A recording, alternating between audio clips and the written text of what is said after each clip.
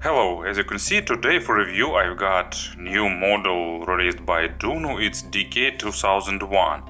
It's a 3 balanced armature and single dynamic driver, or 4 driver in general, hybrid in-ear monitors. Here used dynamic driver with double-side beryllium coated diaphragm. And actually it's a Dunu, that means that this hybrid will be filled with all the modern technologies. The price is $300, and actually by the driver configuration it reminds their DK-3001 non-pro version, because in the pro version they used 5 drivers and here is only 3. Anyway, this model has a noticeable difference because it's semi-open in-ear monitors, so let's have a closer look. Nice, pretty big box with fencing outer wrap. On the back side there are technical specifications, so the most interesting is 13 ohms of impedance and 109 decibels of sensitivity, so they are more on the sensitive side. 13mm beryllium diaphragm dynamic drivers, 3 nose balanced armatures, 1 for mid-high and 2 for ultra-high, so it's smart tuning to achieve the maximum quality with this driver's count. So inner box also made of thicker cardboard, it opens this way, so really multi-layered packaging. Here is earphones themselves with stock cable.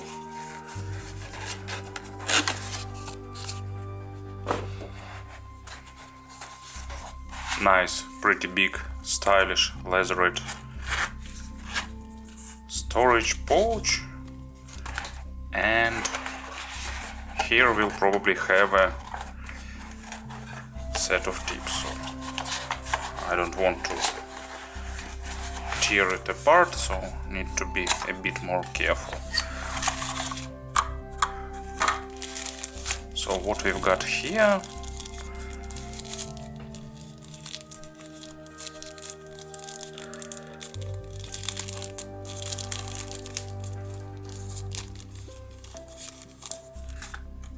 funny, unusual orange silicone tips. Actually, orange is popular color in this design. Pair of foams. Foams are just regular, so nothing to see here. Typical gray with red stem tips. 6.3mm adapter and cleaning brush. Let's open it. Unboxing means unboxing. So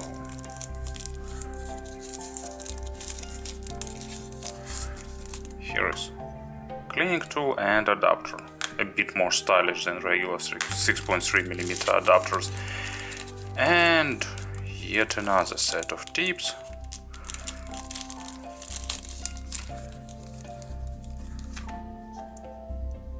Here they are. Also a bit unusual, spherical silicones, also pretty nice.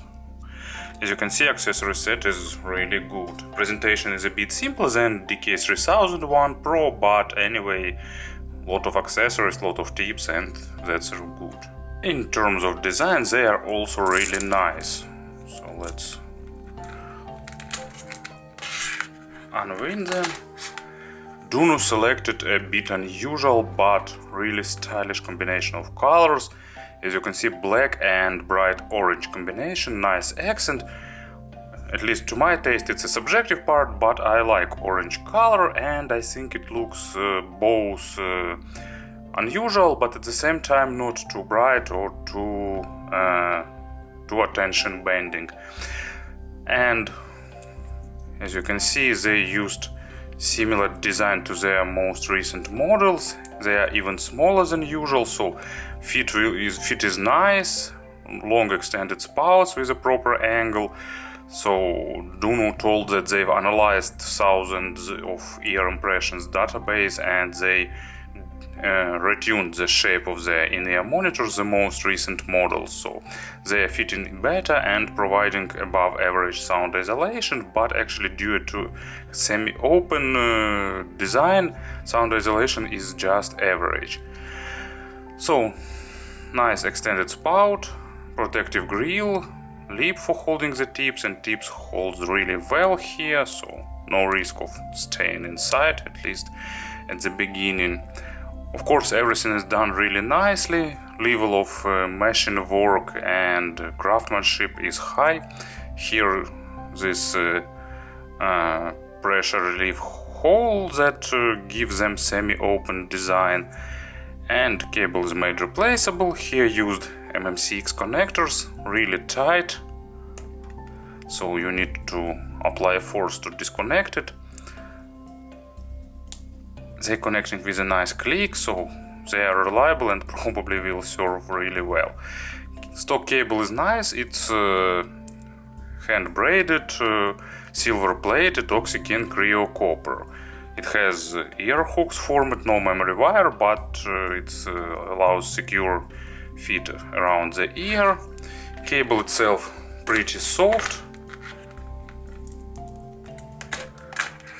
Really soft, really comfortable, looks attractive.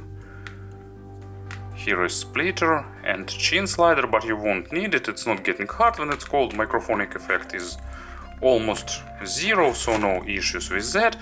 And after the splitter it goes braided way down to the jack, and here Dunu also used their modular connector system, so you can pull it and disconnect the jack, and you can use another jacks. So they have Pentacon, they have balanced one 2.5mm, but not in the DK-2001 accessory set. Probably they will sold them separately if you need them, but anyway, it's a nice way of upgrading cable. Or you can get more expensive model to get these adapters in stock with them. Or even Dunu Hulk. Actually, Dunu have a lot of cable solutions, so anyway, this modular system is a nice move, and actually design, build quality and all other exterior stuff is done on the really superb level. And of course about the sound, these in-ear monitors don't require extended burn-in, just few hours, so basically don't bother doing that, just start listening to them, they will burn in right in your ears and will be settled in terms of sound. And speaking of signature, Dunu managed to create a bit unusual signature with detailed but warmer mids. Well, not warmer, just slightly shifted towards warms and nice tight accented low frequencies and comfortable treble. So pretty comfortable sound signature, but without being too veiled or too muffled. Let's have a player on the table, and another interesting thing that this outer, I'm not sure what is it, base ports or vent holes, so these holes, they are working. If you close them even gently with your fingers, you will lose almost all low frequencies, and your treble will become much more flat. So this thing is working, and it's really rare semi-open hybrid in-ear monitors. And also what I'd like to admit separately is the coherence, because it's on the really high level, and it's a good thing for the 4-driver hybrids to tune big dynamic driver and 3 nose armatures in coherence. It was a hard task, but Dunu managed to do that. So probably let's proceed step by step. Low frequencies are a bit accented, mainly in the mid-bass area, but accent isn't big, and the deepest layers of bass are also present, and bass sounding really tight, really impactful, but without being too dry and too analytical. You know, it's a really good balance of low frequencies. For example, I don't know, FLC are sharper and faster, and I don't know, Riveting New Primacy is a bit slower on the lows, so this one somewhere in between, and it's sounding really well balanced. It's suiting nicely both acoustic or natural instruments and synthesized low frequencies, also really enjoyable with electronic music and so on. Tight, impactful bass. So, as an example, no, not the Antwoord, I prepared another. But the Antwoord sounding really superb with this in-ear monitors, really spacious with tight low frequencies and nice vocal. So, as an example for the low frequencies, I've got Barbara Dennerlein, I suppose I pronounced that correctly. It's a famous jazz organist. She is famous for usage of bass pedal set for the Hammond organs, and in this track, Frog Dance, it's part of the stereo play demo disc for the Munich high-end show 2019, really well recorded, and in this track this bass pedal usage is noticeable. This track is saturated with really thick, really deep bass, typical for the organ music, and it's almost ubiquitous low frequencies, a lot of them, and this in-ear monitors really managed to balance this well, because in more bassy model this lows will shadow everything, and with this model it stays on its place, so they control low frequencies in a really good way. Mids are detailed but not going into sharpness or into micro contrast, typical for the many balanced armature models. If we recall actually Dunu 2000J, for example, their mids were much sharper. Well, maybe not much, but noticeably sharper. And speaking about this model, Dunu said that it's a combination of 3001, 2000J and built on top of classical 2000s, so I think that they are pretty close. So mids are a bit warmer and they have a bit of added weight, but it's not too noticeable. But anyway, it's really good for the male vocal, they getting more body, it's good for many acoustic instruments and realistic instruments. And what is also really good here, it's imaginary stage. It's spacious, pretty wide and pretty deep, noticeably bigger than average, so really nice. I think it's because of this openness, but who knows, maybe just a bit of tuning. In some rarest cases, because of this added weight, they're lacking a bit of crispness, but it's rarely, and after some usage I can't name that as an issue. It's more a feature of this in-ear monitors tuning, and added weight with more body I actually like. As an example for the mid frequencies, I've got one of my most favorite rock groups. It's Arena, classics of neo-progressive or just progressive rock, and the track is named Unquiet Sky. It's a case when music is so good that it's out of genre. Of course it has some traces of rock music, but in general it's something in between, because there is an orchestra piece and synthesizer used here. But of course one of the best thing here is vocal, and I really like it, and a bit of added weight really make it more prominent and more saturated and more stronger, and it's sounding really enjoyable. And treble, here they have a pretty good treble extension and they have a slight treble accent, but at the same time they're not sounding sharp. They are not sibilant, not sharp, and it's a great balance, great tuning. I usually like more forward and sharper treble, but in this case I don't feel like I miss something, because treble resolution and attacks and decays are pretty realistic. it's like, you know, just a bit, actually it's not even reduced in terms of quantity, it's just sounding a bit on the more polite way. So it's probably, I don't know how Dunu achieves that, I have no idea actually, because everything is in place, and in theory they should sound sharp, but they don't do that. Maybe it's just a good control of treble, or who knows.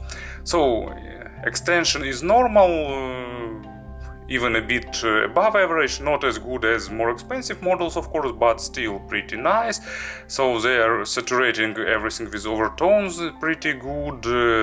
Layering is basic, but it's also a normal result for this tire, of course. If you need better treble layering, you need to consider 3001 Pro. They are really good in that aspect, or some even more expensive in-ear monitors.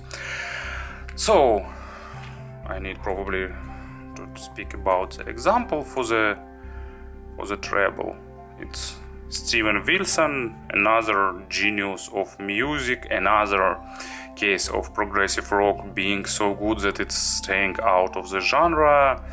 And it's Drive Home, as usual for Wilson's music. It has nice, really well recorded, and Steven Wilson is synonyms. He's also not only brilliant musician, he's also brilliant mastering and recording engineer who do great work remixing classical rock music. So pay close attention to his discography if you are a fan of such genre. So Drive Home, as many his other tracks, saturated with nice percussion that is really well recorded. It's not sharp, it's not sibilant, but at the same time it's super realistic. All different bells and cymbals, and this in-ear monitors plays this surprisingly well. Of course, to play it at the best possible level, you will need something much higher in terms of level, but this in-ear monitors performs really nicely with this track. So, in terms of pairing, they don't require something powerful, they are on the sensitive side, so something with black background is a must for them. I'd probably prefer for them something natural, like FIO M11 for example, or iBasso DX160, but of course it's a matter of preferences. If you need a thicker sound, you can consider something like Hibi R5 for example, but my heart goes to the more natural models. And to summarize everything once again about the sound, maybe someone need a brief resume. It's organic, natural tuning with slight accent on the lows and on the treble, but at the same time they sounding a bit warmer on mids, and treble is pretty comfortable, and bass is impactful, tight, and actually engaging, let's name it so. Speaking about conversions, I will focus on the hybrid in-ear monitors, because there are a lot of balanced armatures in this price range, but it's pretty obvious that balanced armatures will be faster on the bass, but at the same time with a bit less impact and punch, so this difference is pretty obvious. What we've got in this price range, FIO's FH5, they are more tight, especially on the lower part of spectrum, on the lows and on the mid, they are more tight, more impactful, with more weight, and they are a bit faster and at the same time thinner on the treble.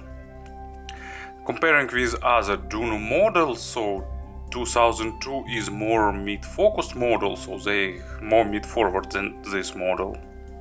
2000J is sharper and more analytical. Regular 2000 has more V-shaped signature with a bit slower bass but with more quantity, and regular 2000 less spacious in terms of staging. Regular 3001 was more flat in tuning than this, with less accents, and 3001 Pro is a bit more natural, with more resolution and more treble extension, and a bit better deepest layers of bass developed. FLC 8S, N, and so on. I already mentioned them. They are more on the natural and resolving side.